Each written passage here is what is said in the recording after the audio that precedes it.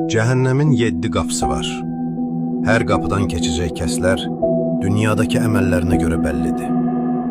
Birinci qapı, cəhənnəm.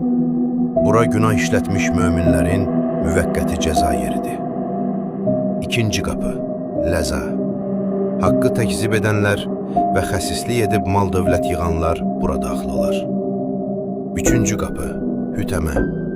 İnsanların qeybətini qıranlar və təkəbbürlü sərvət sahiblərinin parçalanacağı yerdir.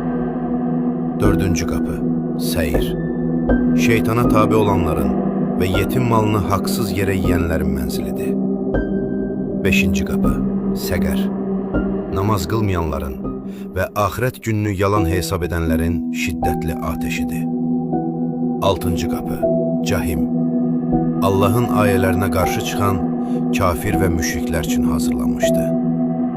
Yeddinci və sonuncu qapı, haviyə. Ən dibdəki bu uçurum, 200'lü münafiqlərin yeridir. Rəbbimiz bizləri bu qapıların əzabından hifz eləsin. Amin.